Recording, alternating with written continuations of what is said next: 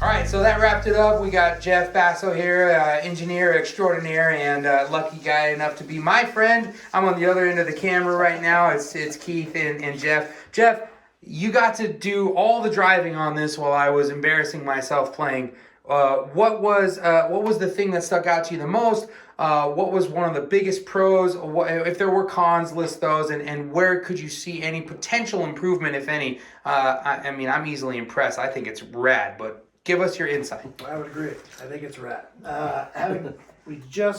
Me personally, just found out about this tonight. Just got to hear this tonight. And the first thing that pops out to me is the clarity of it, and how consistent it is, just from tone to tone.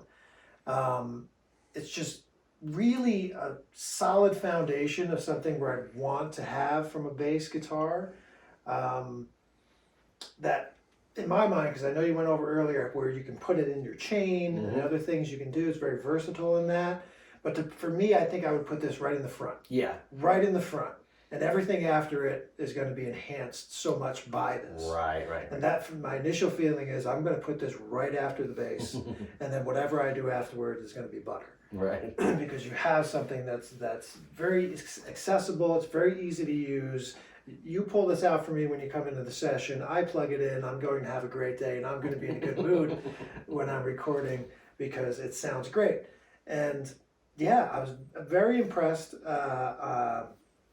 In its ease of use, there's not a lot going on, but the color tonalities that's going on it just really makes my life easy in that realm. Absolutely, you know, I don't have to work hard. It's like, okay, I can whip out this little 6.5 pound magic box, and it's like fantastic. Let's put that on the front end. We're good to go. Right. I can set and forget a bass player, and I can worry about other things. Absolutely. Like guitar playing. From a studio perspective. Well, and I was touching on that right now. From a studio perspective, because Keith had said earlier that it can be used for multiple instruments.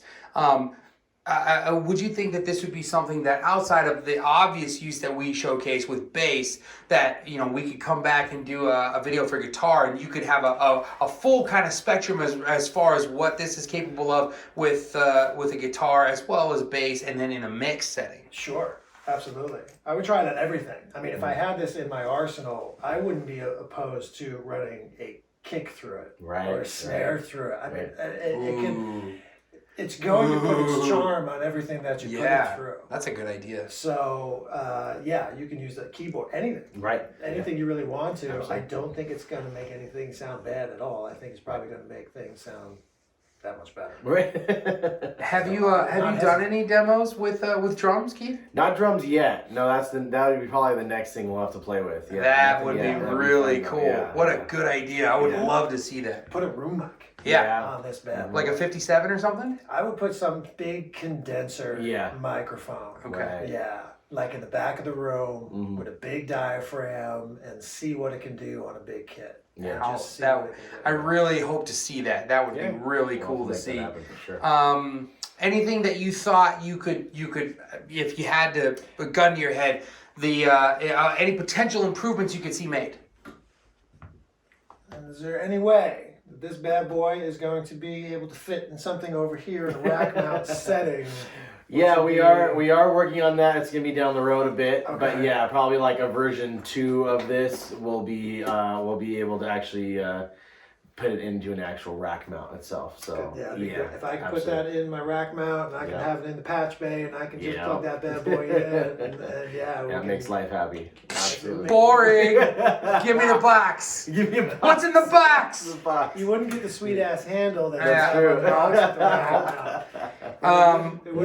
One thing you brought up that I wanted you to touch on is that after that whole time we ran it, and I'm pretty sure it was a little north of 2 hours, it wasn't hot. Oh, it wasn't hot at all. I picked it up and we unplugged it, and it's A little bit of warmth, but not what you would Seat's not on fire. not like you would what you initially thought you would see from something that had tubes. Especially tubes. Especially right. tubes, Yeah, you're gonna catch some stuff on fire. So, I don't even want to ask what's in the special sauce as far as heat sinks go, but that's pretty impressive. Yeah, really. 2.5 hours of solid playing, and it wasn't hot. Yeah, I had it the other day at a gig, and my guitar player for acoustic guitar was running through it. Ooh, and yeah. And it sounded great, and it was an outside gig, and the sun was just beating on it for 5 hours. Whoa. Yeah, and it was like, and it was hot. It was hot to the touch. It was hot, and even I started thinking about it, going, this gig's on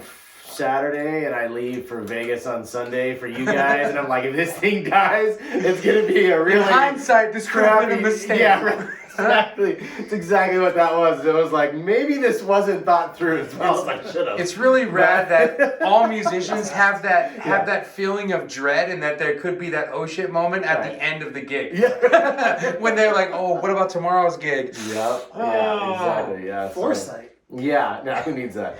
Yeah, absolutely. But no, there is an actual fan inside here, and we're actually this is showed with the louvers that are on the side that actually are events, but we're actually going to, the production model is actually going to have some actual holes cut into here for actually extra events. So these will actually be gone for the production model. And we're actually going to have some holes drilled in here, kind of stylistically done. But yeah, to just help with some cross breeze and air and that kind of stuff to help. So it'll actually probably run even cooler than what it is. Because the goal is actually to get rid of the fan. Okay. So the fan's a little... Really? I mean, just because the fan becomes a little noisy, not bad, not audible. I didn't really hear it. I didn't hear it, exactly. and I was right next to it. Yeah. So, but yeah. So that's maybe more of just a me being nitpicky thing. But No, that's look. yeah, right. Again, that got us here. Again, your attention to those details over that 4-year R&D trial and error, Right. it's completely noticeable in the in the way it sounds, in the way it's so easily used, and I'm just massively impressed by that. It literally, like, nothing, no knobs touched, just turned it on and it sounded great. Awesome. Well, thank you. Like, tremendous job to you and Bruce and everyone else that was involved in that heartburn along the way. When did you say it was launching again? So the public sale of this is going to go up online the last week of April. So last week of April, so coming up the end of this month. So this video will be coming out here in the next week or two, and then last week of April that'll come up. So it'll be publicly available for purchase then. And then our goal is to do production runs of 30 units every 2 months. So definitely there's going to be a pre-order. Once the first 30 sell out, then we'll open the next pre-order, and so on and so forth. We're shooting to do every 2 months the actual ship date.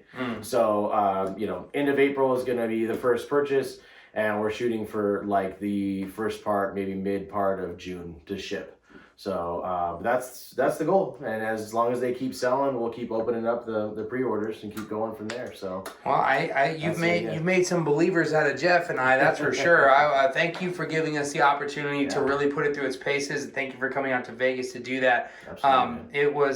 It was super fun for me Right. to be able to have something that was just so overlooked, as far as, like, what you always have to sacrifice something depending on the venue to get a tone that's kind of usable, but to have something like this that's portable, it's easy on the eyes, the aesthetics are really nice, and the tone options it offers with the simple control design, it's refreshing to have something like that at your disposal. Awesome. To where you could be happy with your tone regardless of setting or circumstance. Really, really cool. Awesome. I look forward to seeing that launch. Thank you again. Absolutely, man. Jeff, thank you as always. Keith from Tsunami Cables, be watching for this. It's launching the end of April, so get that tax return money in. Don't touch it. See you guys.